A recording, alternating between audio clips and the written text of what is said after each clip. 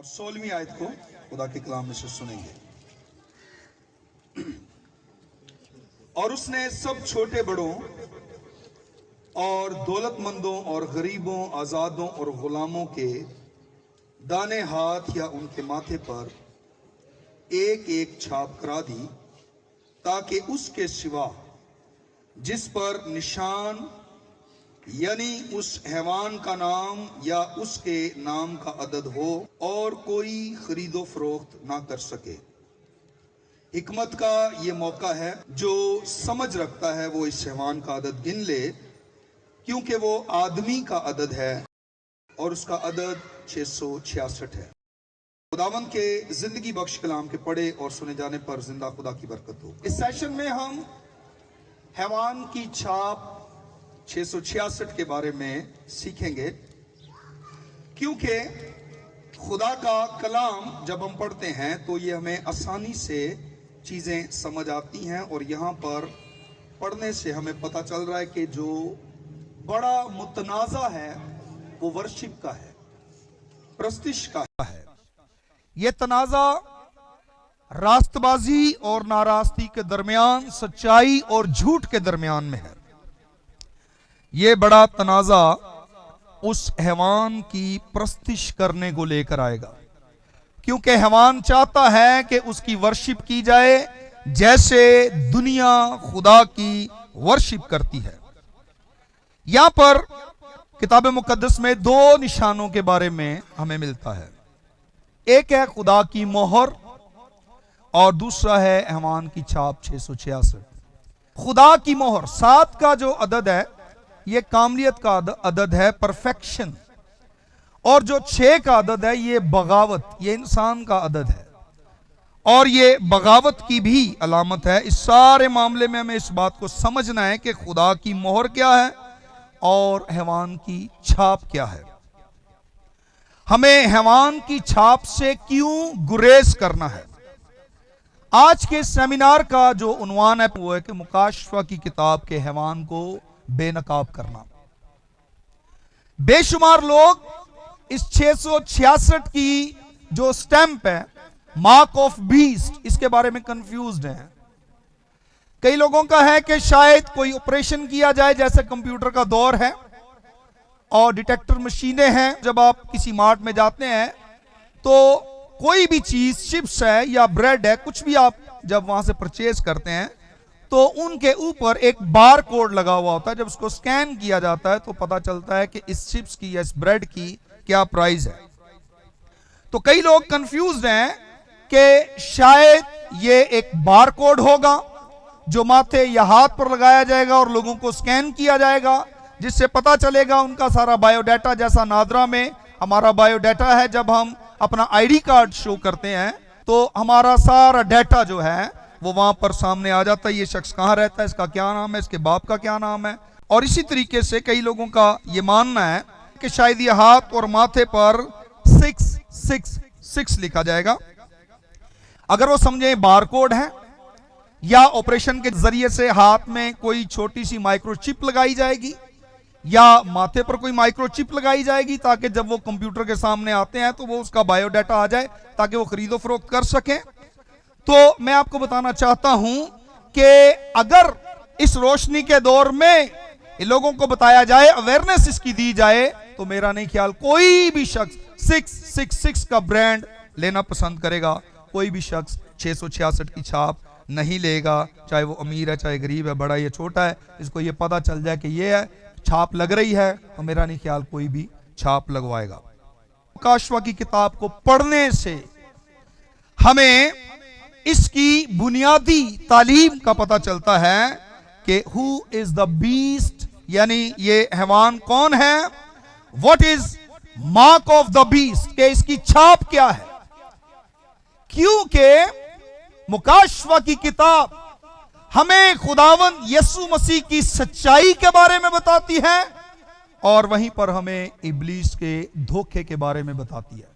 इब्लीस दुनिया में लोगों को धोखा दे रहा है और बाइबल मुकद्दस में मुकाशफा की किताब उसके धोखे को बेनकाब करती है, ताकि हम मार्क ऑफ द बीस्ट इसको समझ सकें।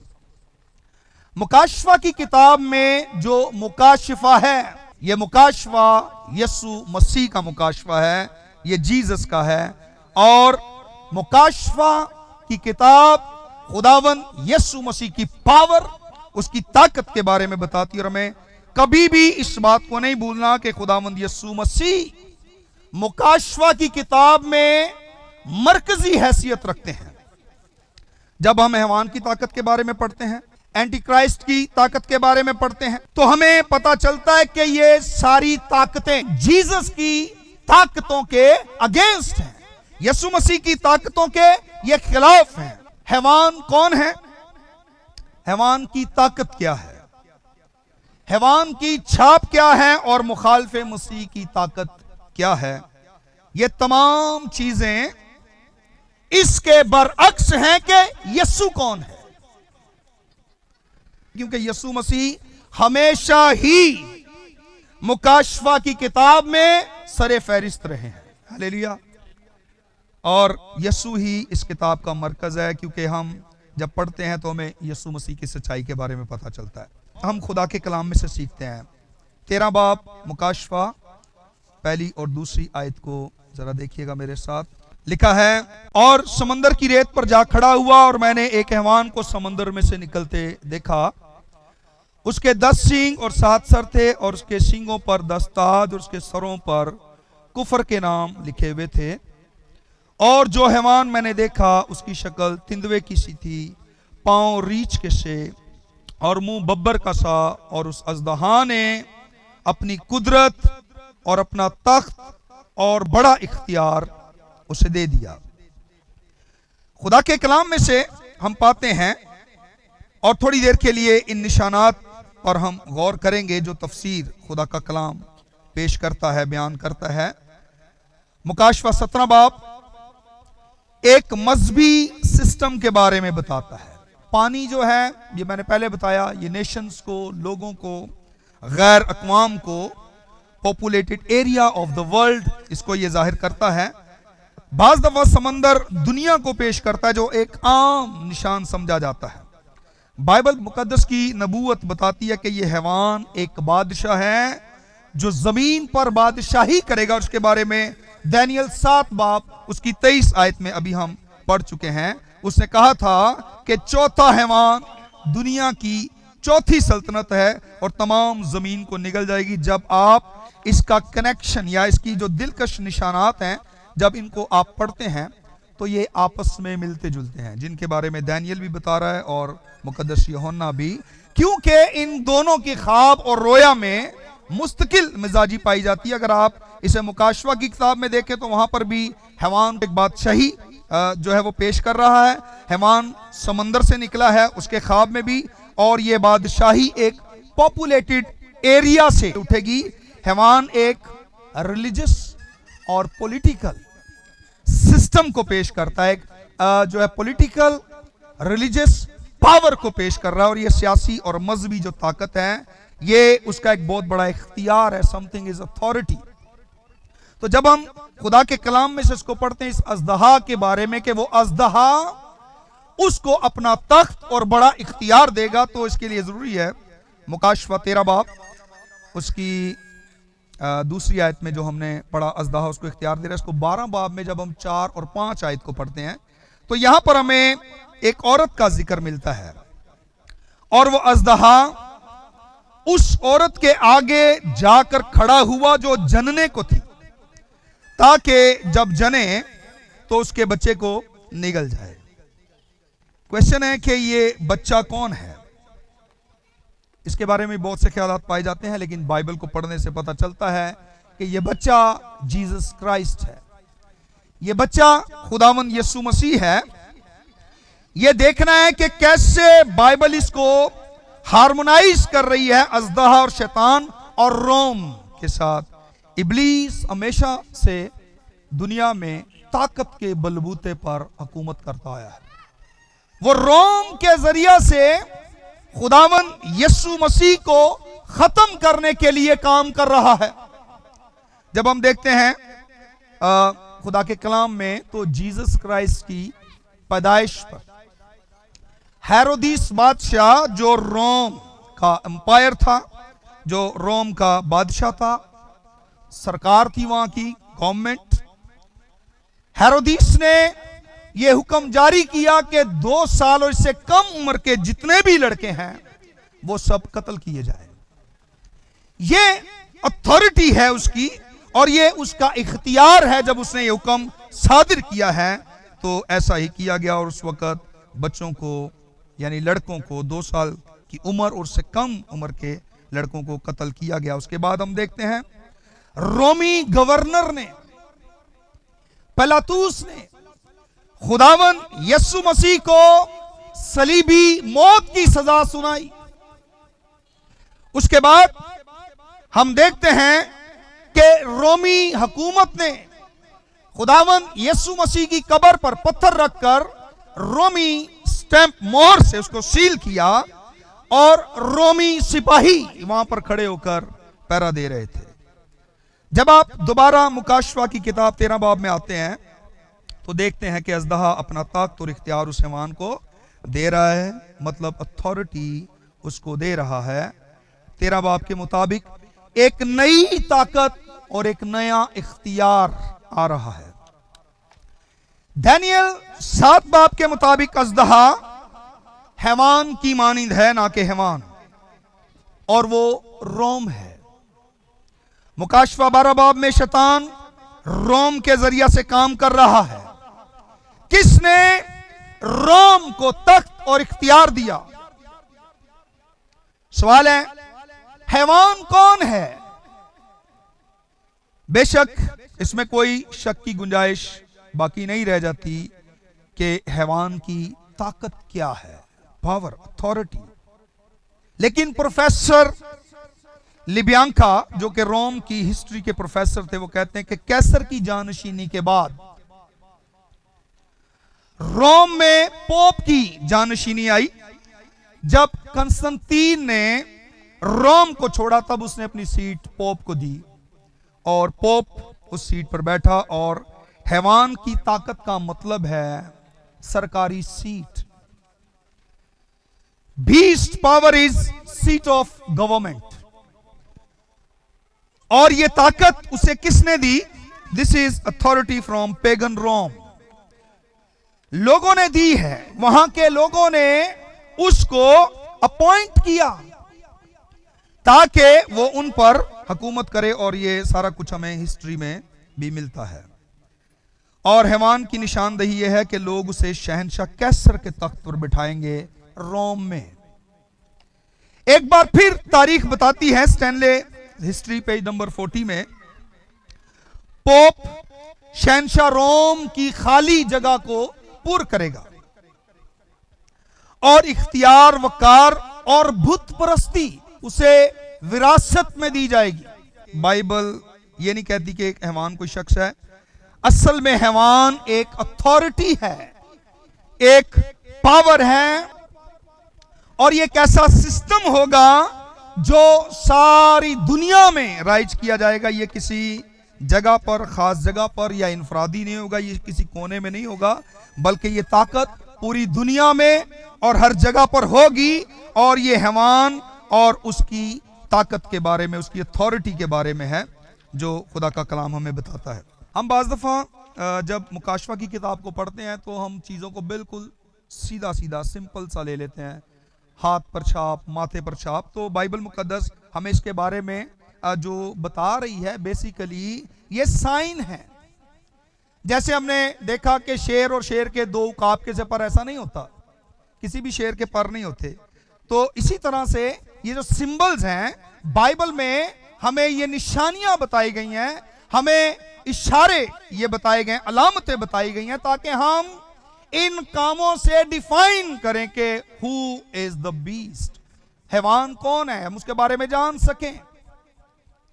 और इस हैवान के बारे में जानना बहुत जरूरी है। मुकाशवा 13 बाब 5 आयत, बड़े बोल बोलने और कुफर बकने के लिए उसको एक मुंह दिया गया। अज़रुए बाइबल कुफर क्या है और बाइबल इसकी क्या तारीफ करती है, हमें पहले इस कुफर को समझना है।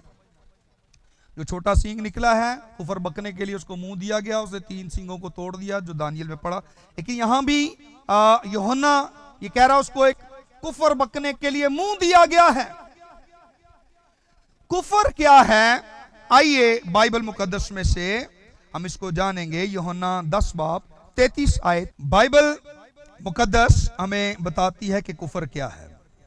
यहूदी लीडर खुदावंद यीशु मसीह को पत्थर लेकर संसार करने लगे हैं, और यीशु ने पूछा किस सबब से करते हो? अच्छे कामों के बायस? तेरे अच्छे कामों के सबब से नहीं, कुफर बकने के सबब से। और कुफर क्या है? तू इंसान होकर कहता है मैं खुदा हूं। बाइबल ने प्रूफ किया कि कुफर क्या है। बाइबल कहती है कि कोई भी इंसान अगर अथॉरिटी ऑफ गॉड क्लेम करे तो यह कुफर है। कोई कहे कि मैं खुदा हूं। फराउन ने भी ये मिस्टेक की, उसने कहा हु इज गॉड, मैं खुदा को नहीं जानता, आई एम द गॉड। तो यह कुफर है। और यहां पर बाइबल ने इसको क्लियर किया कि अगर इंसान खुदा होने का दावा कर रहा है तो यह कुफर है। लेकिन रोमन कैथोलिक चर्च यह दावा करता है। Encyclical letters of Leo 13, of course pope, उसके खतूत में यह लिखा हुआ है, we hold upon this earth the place of God almighty. यानी जिसके मायने यह है कि हम इस जमीन पर खुदाए कादर मुतलिक की जगह पर हैं, यानी खुदा की सी हैसियत रखते हैं।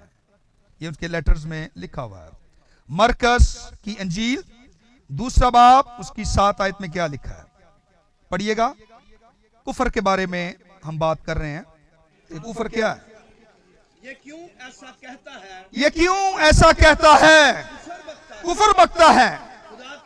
खुदा के सिवा कौन गुनाह माफ कर सकता है? ये फिर मजहबी लीडर जीसस पर इस बात का वो दावा कर रहे हैं या इल्जाम लगा रहे हैं कि कौन ये दावा कर सकता है खुदा के सिवा जमीन पर कि मैं गुनाह माफ कर सकता हूं।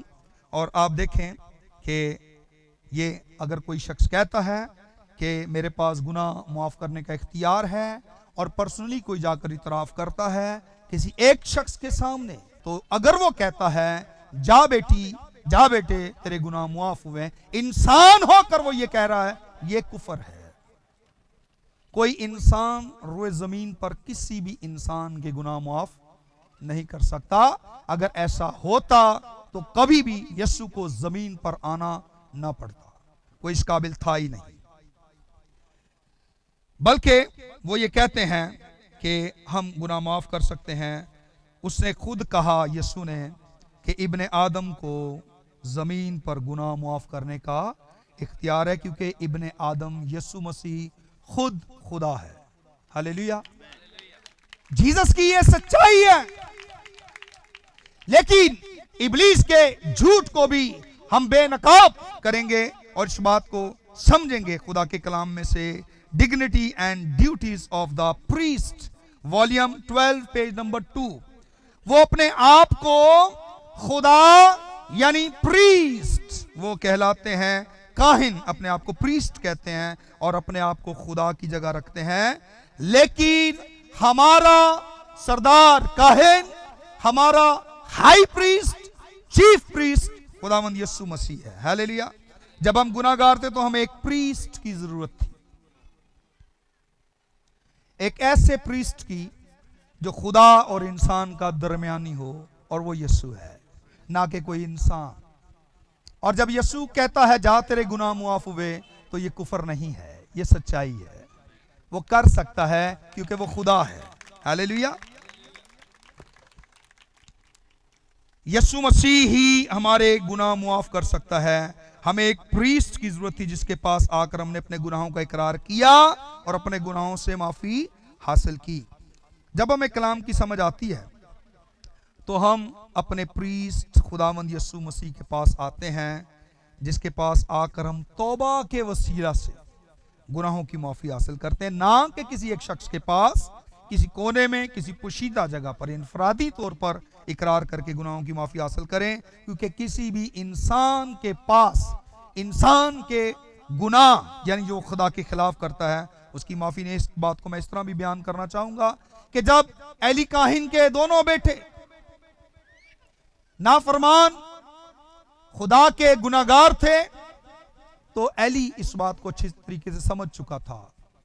उसने कहा अगर आदमी का गुनाह करे तो आदमी उसकी शिफात करे, लेकिन अगर आदमी खुदा का गुनाह करे तो कौन उसकी शिफात करे।